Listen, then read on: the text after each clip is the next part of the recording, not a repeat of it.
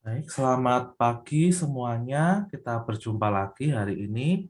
Saya harapkan Anda semua dalam keadaan sehat dan kita dapat belajar dengan baik pada pertemuan kali ini.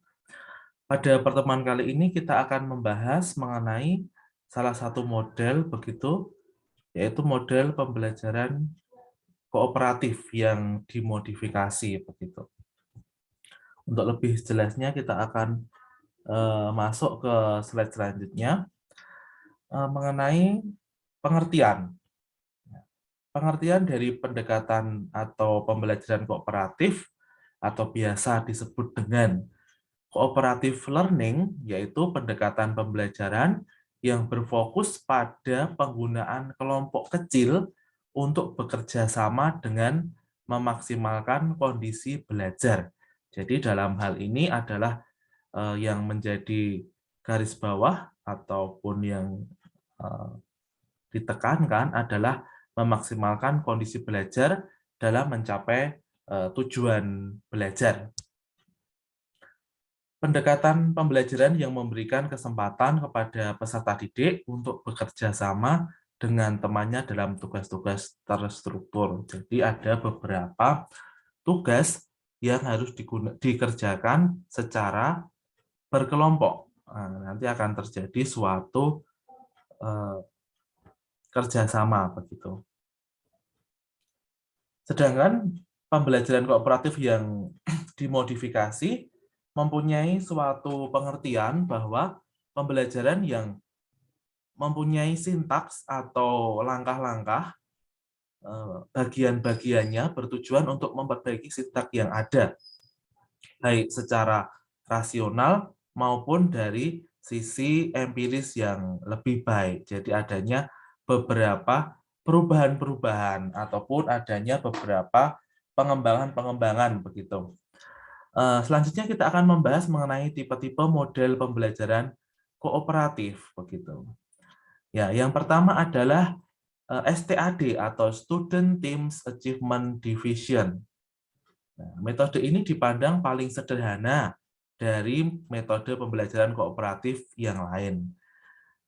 Pada mulanya, para guru menggunakan metode STAD untuk mengajarkan informasi akademik baru kepada peserta didik setiap minggu, baik melalui penyajian verbal maupun secara tertulis begitu. Ada beberapa langkah ya yang dalam hal ini sintaksnya. Yang pertama adalah membentuk kelompok yang anggotanya antara 4 sampai 5 orang secara heterogen. Menurut ya ada prestasi, jenis kelamin, suku, pokoknya secara heterogen ya, tidak homogen ataupun tidak seragam. Yang kedua, guru menyajikan materi pembelajaran. Nah, jadi guru menjelaskan materi dengan menggunakan video, bisa menggunakan tayangan dan gambar atau sebagainya. Yang ketiga, guru memberi tugas kepada kelompok untuk dikerjakan oleh anggota-anggota kelompok. Nah, anggotanya yang sudah mengerti dapat menjelaskan pada anggota lainnya, sampai semua anggota kelompok dalam kelompok itu mengerti. Jadi, guru memberikan tugas ya atau apa ya seperti tagihan kepada kelompok yang harus dikerjakan oleh anggota kelompok. Nah, jika ada salah satu anggota yang sudah mengerti, maka anggota itu bisa menjelaskan kepada anggota kelompok yang belum mengerti begitu. Langkah yang keempat adalah guru memberikan kuis atau pertanyaan kepada seluruh siswa.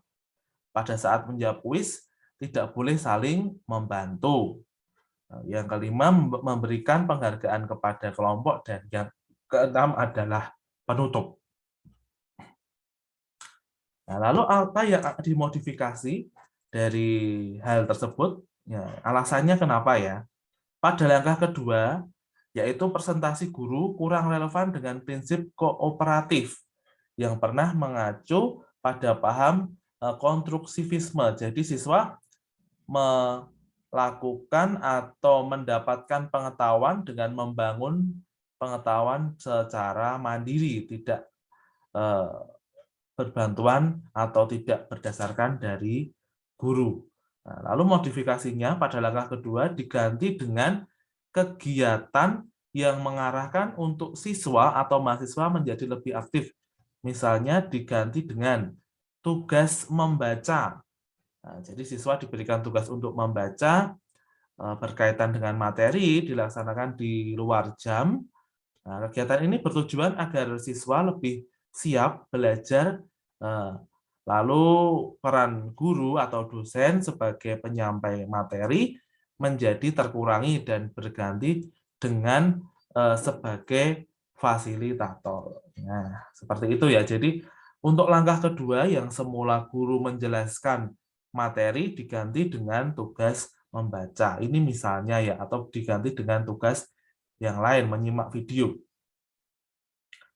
Modul. Nah, dosen atau guru menyiapkan materi pembelajaran yang disajikan dengan modul sehingga siswa dapat belajar sendiri dari modulnya.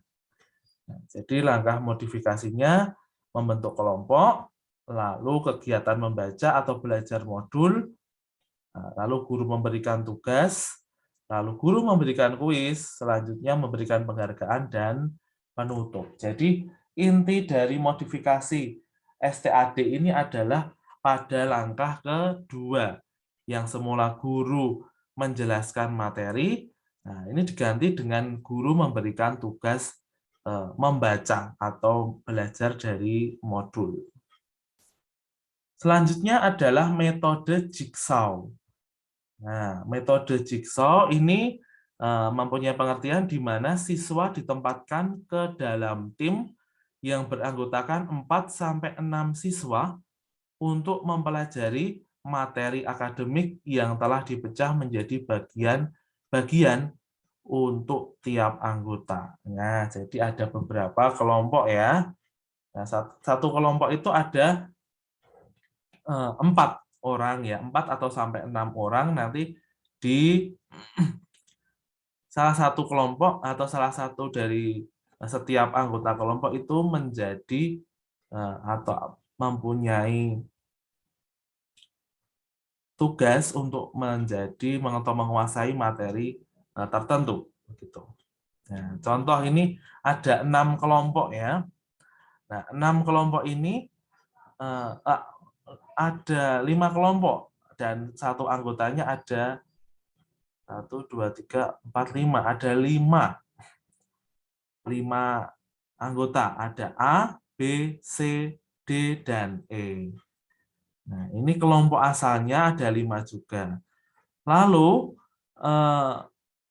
salah satu anggota dari kelompok itu, contohnya ini anggota kelompok A, itu harus belajar atau menimba ilmu di satu kelompok lagi. Jadi kelompok anggota A itu berkumpul di satu tempat. Lalu kelompok dengan anggota B itu berkumpul di menjadi satu kelompok. C itu menjadi satu kelompok lagi. D juga menjadi satu kelompok dan E menjadi satu kelompok. Jadi ada kelompok asal dan kelompok untuk bertugas kelompok materi atau kelompok apa ya, kelompok untuk menimba ilmu begitu ya, kelompok ilmu atau kelompok materi. Jadi A itu kelompok yang anggotanya materi A, B itu anggota yang materi B, C itu materi C, D materi D, dan E materi E begitu. Nah, jadi seperti ini ya. Nah, namanya kelompok ahli. Kelompok asal dan kelompok ahli gitu. Jadi dari anggota A ini berkumpul di tempat A, B itu berkumpul di sini, C berkumpul di sini, D berkumpul di sini, dan E berkumpul di sini. Sehingga ada 2 kelompok ya, kelompok asal dan kelompok ahli. Nah, selanjutnya langkah-langkahnya yaitu kelas dibagi menjadi beberapa tim, 4 atau 5 secara heterogen lagi ya. Bahan akademiknya disajikan kepada siswa dalam bentuk teks, Dan setiap anggota bertanggung jawab untuk mempelajari bagian-bagian yang ada, begitu ya.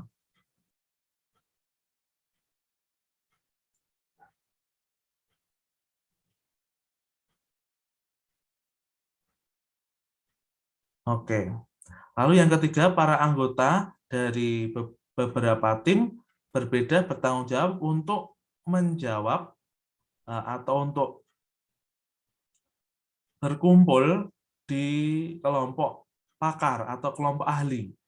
Nah, lalu selanjutnya yang keempat, para siswa itu kembali ke kelompok asalnya dan mengajarkan anggota lain mengenai apa yang sudah didapatkan. Sehingga yang kelima diadakan pertemuan home teams.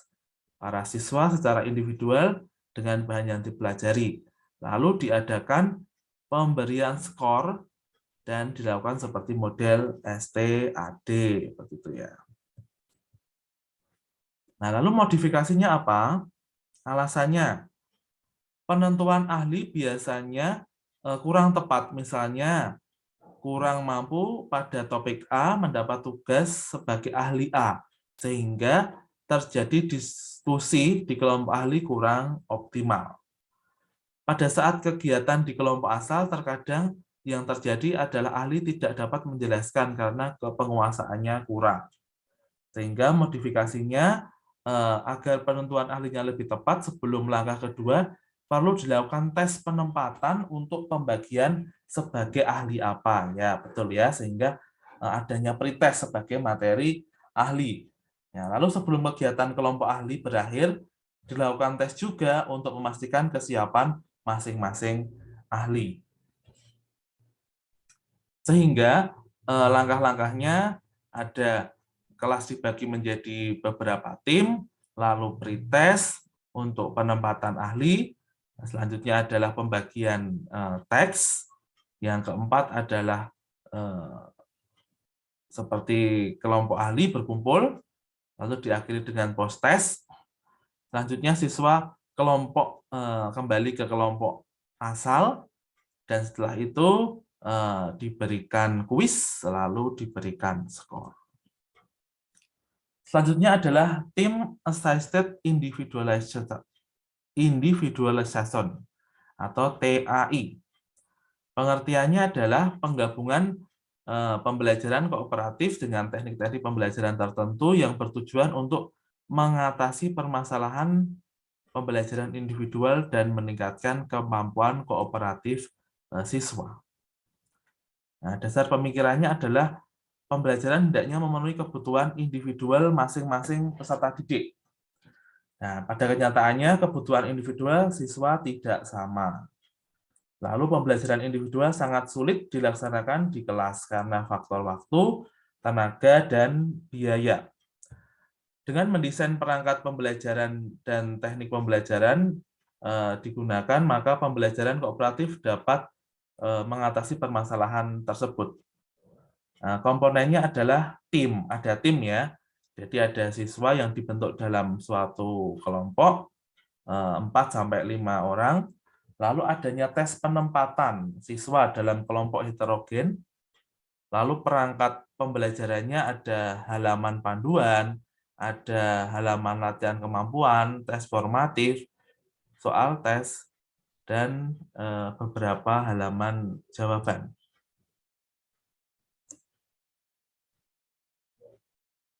Selanjutnya, pembelajaran kelompok, guru menjelaskan beberapa materi untuk setiap kelompok, sekitar 10-15 menit.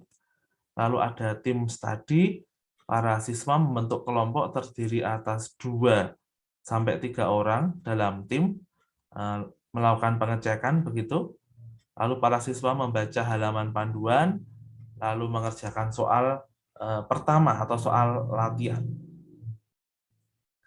Nah, selanjutnya apabila sudah menyelesaikan soal, contohnya 10 soal, maka akan dilakukan penghitungan skor.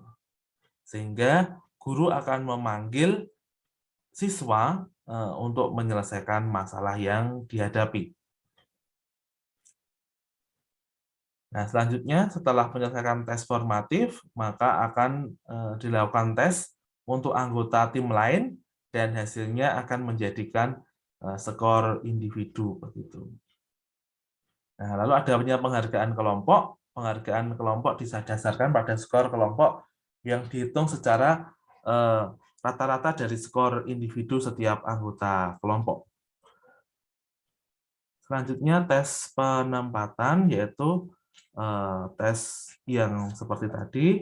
Lalu yang kedua pembentukan tim atau kelompok, pembelajaran kelompok, lalu meminta siswa membaca halaman panduan, lalu meminta setiap siswa mengerjakan soal latihan atau kelompok yang saling mengecek jawaban siswa, lalu mengerjakan tes formatif secara individual, lalu mengerjakan tes unit, lalu yang selanjutnya menentukan skor, dan memberikan penghargaan.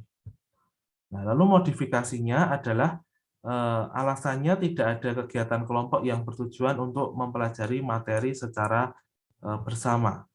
Pada kegiatan tim studi, ada kegiatan yang masih melibatkan guru secara dominan. Nah, padahal tidak sesuai dengan prinsip kooperatif ya, yaitu melakukan pembelajaran yang konstruksi FISME.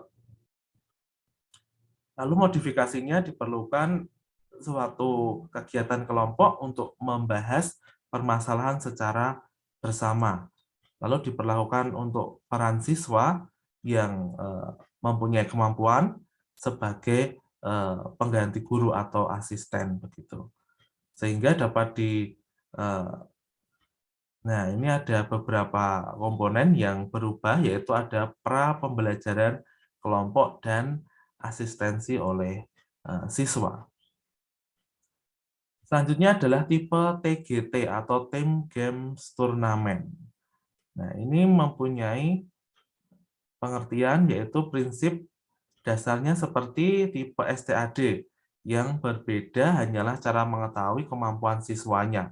Kalau dalam TGT diakhiri dengan permainan atau turnamen yang diwakili oleh beberapa perwakilan kelompok.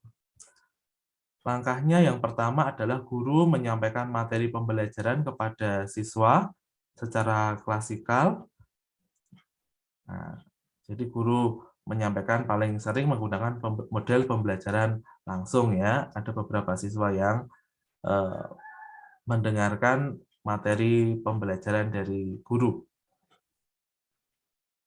Lalu yang kedua adalah guru membagi siswa ke dalam beberapa kelompok, 4-6 siswa dalam satu kelompok heterogen.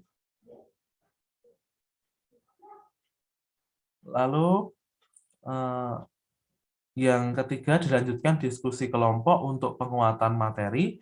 Ya, ini bertujuan untuk saling membantu untuk memperdalam materi yang sudah diberikan. Nah, jadi ada proses diskusi dalam satu kelompok itu untuk melakukan pendalaman materi. Selanjutnya yang keempat adalah guru meminta masing-masing kelompok untuk mengirimkan perwakilannya. Nah, duduk dalam setiap meja turnamen ya. Jadi ada perwakilan dari setiap kelompok untuk bertanding begitu. Ya, ada meja turnamen, ada beberapa meja turnamen. Nah, nanti ada perwakilan.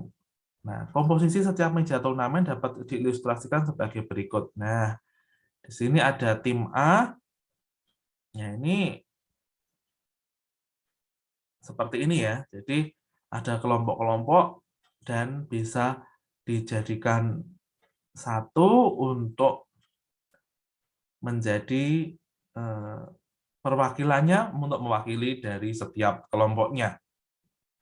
Di tim A mewakilkan satu orang, tim B melakukan satu orang, dan C satu orang, D satu orang. Selanjutnya turnamen. Perangkat turnamennya satu set lembar turnamen, ada soal dan jawaban, satu set skor turnamen, dan satu set kartu nomor yang disesuaikan dengan nomor soal. Lalu pelaksanaan turnamennya adalah melakukan drawing kartu untuk menentukan pembaca pertama. Pembaca pertama adalah yang memperoleh nomor terbesar. Nah, ini sudah menjadi ada kartunya ya. Lalu yang kedua, pembaca pertama mengocok kartu dan mengambil kartu yang teratas. Lalu pembaca membacakan, dan dalam hal ini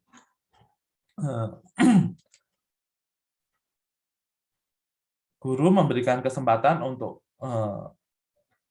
menjawab soal dari yang diberikan. Lalu penantang kedua boleh menjawab, mempunyai jawaban yang berbeda. Kalau tidak menantang boleh melewatinya. Selanjutnya, jika semua penantang telah lewat, penantang kedua mengecek jawabannya dengan keras. Nah, nanti sampai seterusnya, lalu ada skor individu yang diperoleh lebih banyak begitu ya. Langkah kelima adalah guru memberikan penghargaan kepada kelompok. Nah, jadi seperti STAD, adanya penghargaan oleh guru dalam kelompok. Selanjutnya, modifikasi TGT sama dengan STAD, yaitu mengganti presentasi guru dengan beberapa tugas. Selanjutnya, metode struktural. Metode ini menekankan pada struktur-struktur khusus yang dirancang untuk mempengaruhi pola-pola interaksi siswa. Berbagai struktur tersebut dikembangkan oleh Kagan yang dimaksud untuk yang kelas tradisional ya. Struktur Kagan menghendaki agar para siswa bekerja sama dalam kelompok-kelompok kecil ya. Intinya dalam pembelajaran kooperatif ini adalah dengan adanya pembentukan kelompok-kelompok. Ya, tekniknya adalah yang pertama mencari pasangan, dalam artian teknik belajar ini seperti make a match ya, adalah siswa mencari pasangan sambil belajar mengenai suatu konsep begitu. Ya. Lalu guru menyiapkan konsepnya, ada kartunya, ada tiap siswa memegang kartu dan jawaban dan mencocokkan kartu begitu. Nah, demikian seterusnya sampai mencari kesimpulan. Nah, alasan dari modifikasinya adalah kelemahan ini akan melibatkan kegiatan mencari pasangan ya. Ini menimbulkan kegaduhan ya.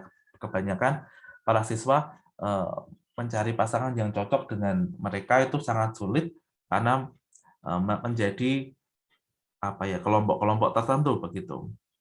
Nah, upayanya kelas di-split menjadi beberapa sehingga split hanya memaksimalkan 10 siswa.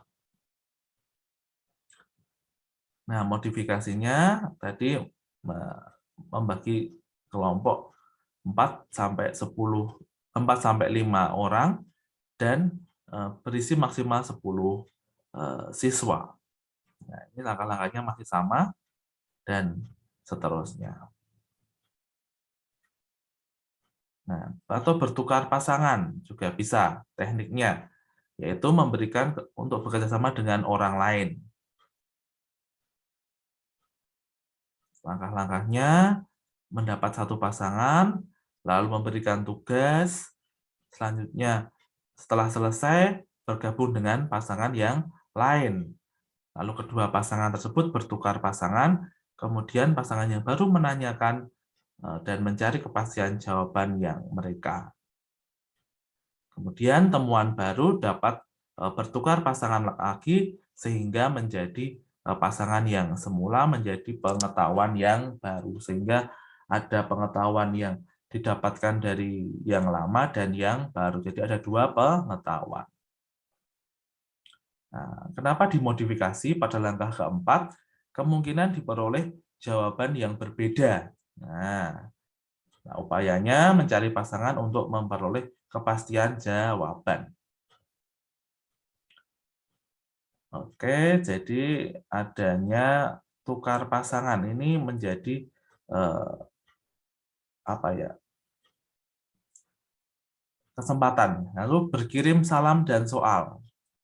Ini beberapa teknik lagi. Langkah-langkahnya seperti ini bisa dibaca nanti bisa dilaksanakan. Oke, baik. Terima kasih atas kesempatannya yang kita bisa bergabung dalam pertemuan hari ini. Saya kira materinya cukup. Semoga bisa bermanfaat. Sampai jumpa di video selanjutnya. Selamat pagi dan Tuhan memberkati.